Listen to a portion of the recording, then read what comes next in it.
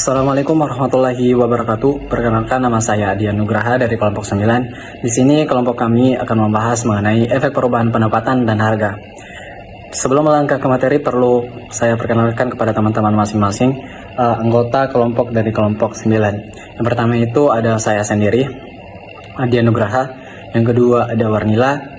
Yang ketiga ada Diana Anugrah Ghaffar. Yang keempat ada Natasha Bagenda. Yang kelima ada Siti Hajar Nur. Baik, langsung saja kita melangkah ke materi. Untuk materi pertama itu mengenai efek perubahan pendapatan, di mana perubahan pendapatan konsumen secara langsung mempengaruhi kemampuan mereka untuk membeli barang dan jasa. Peningkatan pendapatan umumnya menyebabkan peningkatan permintaan terhadap barang normal.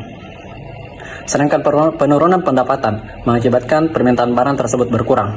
Namun, dalam kasus barang inferior, hubungan ini bisa saja terbalik, di mana peningkatan pendapatan justru menurunkan permintaan terhadap barang tersebut. Nah, adapun dampaknya, yaitu yang pertama, pergeseran kurva permintaan dan perubahan pola konsumsi. Nah, yang pertama itu pergeseran kurva permintaan, yang dimana kenaikan pendapatan menggeser kurva permintaan ke kanan, yaitu permintaan meningkat, dan penurunan pendapatan menggeser kurva permintaan ke kiri, yaitu permintaan menurun. Dampak yang kedua yaitu adalah perubahan pola konsumsi, yang dimana konsumen dapat mengubah pola konsumsi mereka dengan membeli lebih banyak barang mewah, dan mengurangi konsumsi barang pokok. Jika pendapatan Kimberly meningkat menjadi $2.000 per tahun, kendala anggarannya lebih tinggi memberikan lebih banyak pilihan konsumsi. Nah, ini menjadi pilihan awal Kimberly yang memaksimalkan utilitas terletak pada titik M. Bisa dilihat pada gambar di samping. Nah, setelah kenaikan pendapatan, pilihan konsumsi baru dapat dibagi dalam 3 kelompok.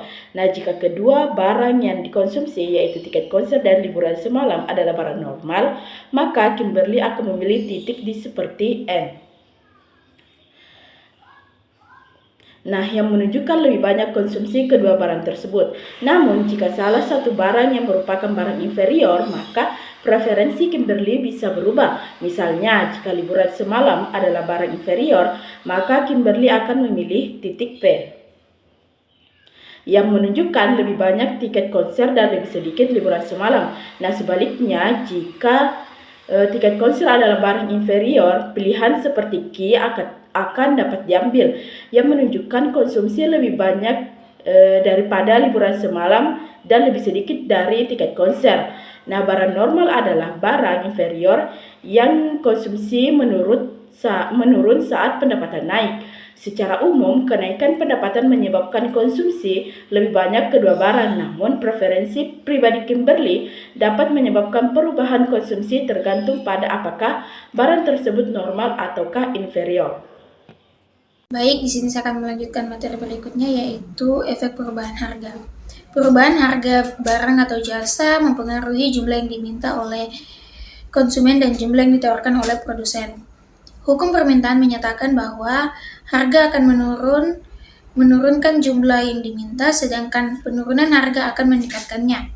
Sebaliknya, hukum penawaran menjelaskan bahwa produsen cenderung menawarkan lebih banyak barang saat harga naik dan mengurangi penawaran saat harga turun. Interaksi antara permintaan dan penawaran menentukan keseimbangan pasar, meskipun dapat dipengaruhi oleh faktor eksternal seperti kebijakan permintaan dan perubahan biaya produksi. Ada beberapa efek yang mempengaruhinya, yaitu yang pertama efek substitusi, yaitu ketika harga suatu barang naik, konsumen cenderung mencari barang pengganti yang lebih murah. Yang berikutnya yaitu efek pendapatan, yang dimana perubahan harga mempengaruhi daya beli real konsumen, serta kenaikan harga mengurangi daya beli dan penurunan harga meningkatkan daya beli. Pergerakan sepanjang kurva permintaan. Perubahan harga menyebabkan pergerakan sepanjang kurva permintaan, bukan pergeseran kurva. Dan yang terakhir, pergeseran kurva penawaran. Perubahan harga dari faktor produksi akan menyebabkan pergeseran kurva penawaran. Baik, itulah materi yang saya sampaikan. Terima kasih. Baik, untuk melihat analisis dampak terhadap konsumsi yang lebih konkret, bisa dilihat pada pada kurva tersebut mengenai kamera dengan baseball. Nah, di sini bagaimana perubahan harga mempengaruhi pilihan konsumsi. Pilihan awal yang dimaksimalkan utilitas adalah M. Ketika harga naik, kendala anggaran bergeser ke kiri. Garis yang putus-putus memungkinkan untuk melihat sekilas apakah pilihan konsumsi baru melibatkan lebih dari sedikit dua barang atau lebih sedikit dari satu barang atau lebih banyak dari yang lain. Pilihan baru yang memungkinkan adalah ketika sedikit tongkat bisbol dan lebih banyak kamera seperti titik H atau lebih sedikit dari kedua barang seperti pada titik J. Pilihan K berarti bahwa harga tongkat bisbol yang lebih tinggi menyebabkan jumlah tongkat bisbol yang dikonsumsi sama persis, tetapi lebih sedikit kamera. Pilihan seperti L dikesampingkan sebagai kemungkinan secara teoritis, tetapi tidak memungkinkan di dunia nyata.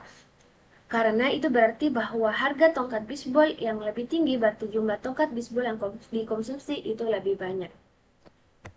Kesimpulan dari kelompok kami yaitu perubahan pendapatan dan harga memiliki dampak signifikan terhadap pola konsumsi dan keputusan ekonomi individu.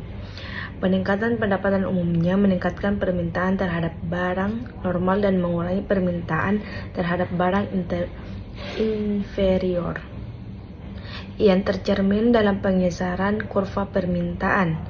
Sebaliknya, perubahan harga barang atau jasa memengaruhi jumlah yang diminta dan ditawarkan, di mana kenaikan harga menurunkan jumlah permintaan dan meningkatkan jumlah penawaran, sedangkan penurunan harga memiliki efek sebaliknya.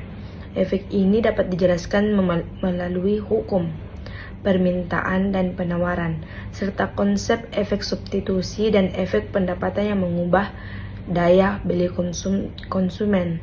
Dengan memahami hubungan antara pendapatan, harga, dan permintaan, baik individu, bisnis, maupun permintaan dapat mengambil keputusan yang lebih rasional dalam menghadapi dinamika pasar. Itulah yang bisa saya jelaskan. Kurang dan lebihnya mohon maafkan.